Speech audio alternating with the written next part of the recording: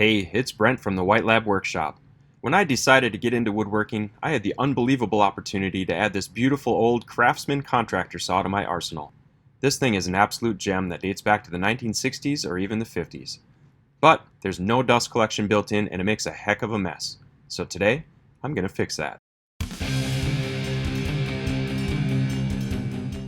There's a lot of places where dust can sneak out of this thing, but I'm just going to start with focusing on the two biggest, the back and the bottom. First, I'll try to fit a piece of MDF to slide over the opening in the back. The body of the saw has a curve to it, so a straight piece of MDF isn't going to create an airtight seal. Since there's other openings I'm not going to fill in with this effort, an airtight seal isn't going to happen anyway, so I'm okay with just blocking it off. I started by cutting a piece of 1/2 inch MDF to the width and height I need to cover up the opening.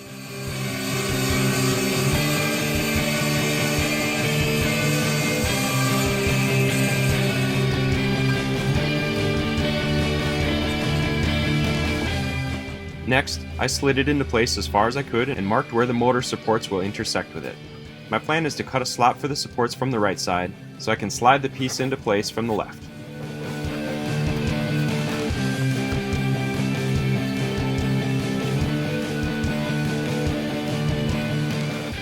I was also going to have to contend with the belt, which I figured would call for another slot. I used a piece of paper to make a super rough template for the opening. Then I cranked up the blade as high as it would go to account for the maximum belt movement.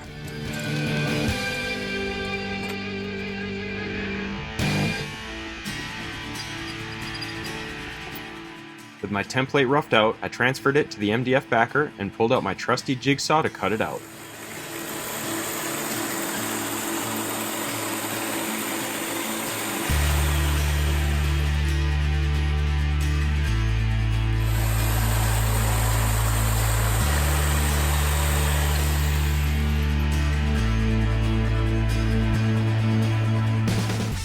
Since the supports are big rods, the end of the support slot can be curved for a snug fit.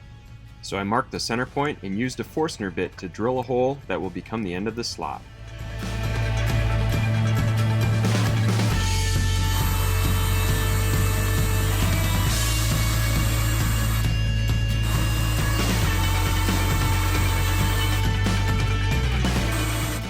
With the hole drilled, I set up a straight edge for my jigsaw to register against and cut the slot from the hole outward.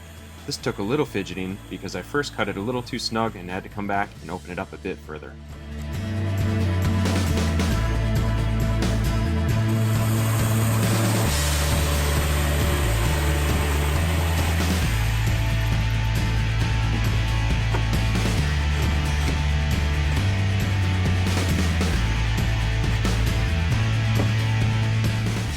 The first obstacle I ran into was when I noticed that the motor support bracket slides in as the motor raises, which means it dug into the backer piece and left a handy mark for me to see.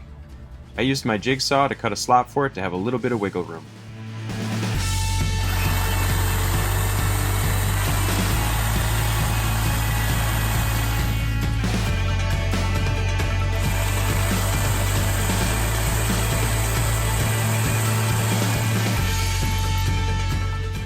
I also noticed that the belt was uncomfortably close to the top of the opening when raised all the way up. I used my chisel to angle the slot and make some more room for the belt.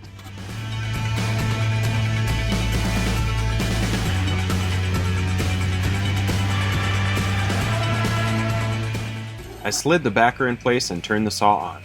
Perfect fit. Nailed it! The next obstacle I ran into was that the hook from the back side of the rip fence bumped into the top of the backer. Thankfully, the hook wasn't deep enough to have to cut a slot all the way through to accommodate. I marked where to put a rabbet cut and used my dado stack to hog out some room.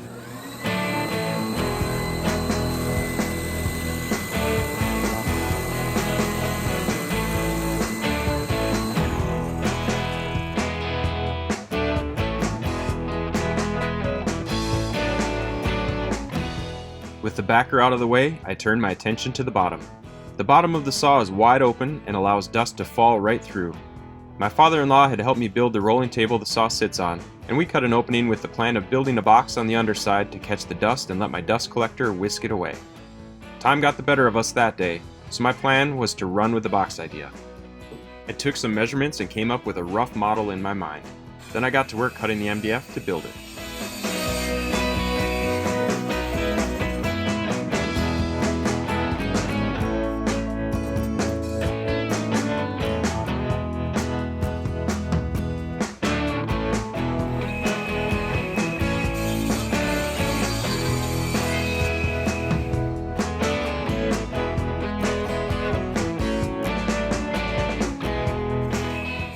My mental model involved a 45-degree slant toward the back where the dust collection hose would plug in.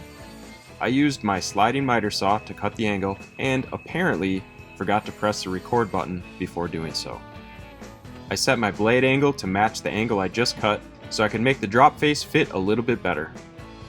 As a side note, the backer I just finished up only works for when the blade is at 90 degrees. With this saw, the whole motor moves for angled cuts. So I just removed the backer the few times I cut angles like this.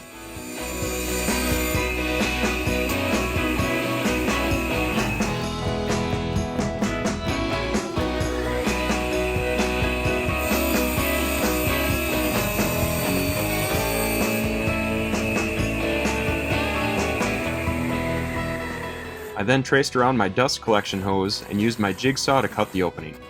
It was far from a perfectly cut circle. Who am I kidding? It was pretty awful, but it fit snugly and it worked well enough.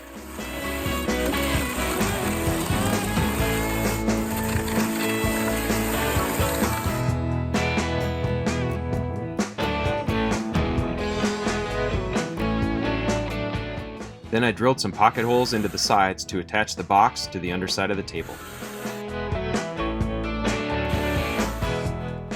It was time for assembly, so I pre-drilled and screwed the box together. I could have used a third hand here, but my kids were in bed at this point and I had to make do.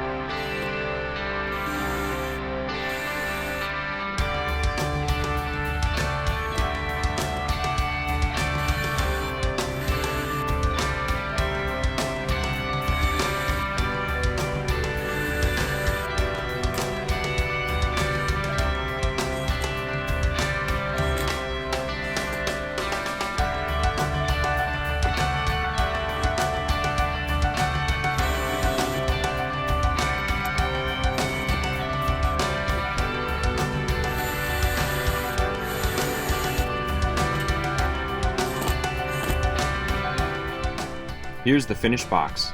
All I needed to do now was attach it.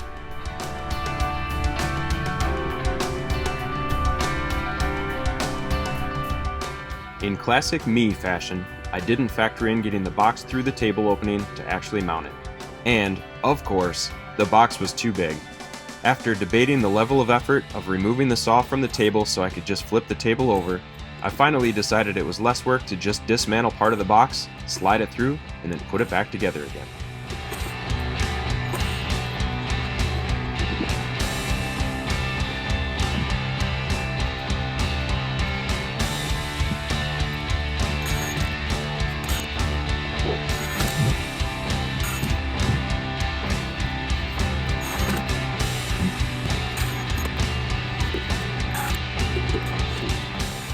I couldn't get a decent camera angle for the mounting process, which really is a shame because that was a complete circus show all on its own. But here's the finished product.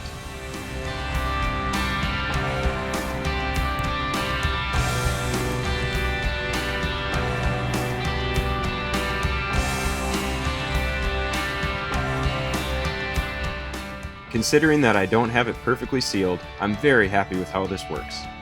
I still get sawdust that comes across the top and through some of the other openings, but this drastically cuts down on the messes I make with this saw. I still have to do regular manual dust collection inside the saw periodically to gather the dust that doesn't make it to the dust collector, but I'm okay with that.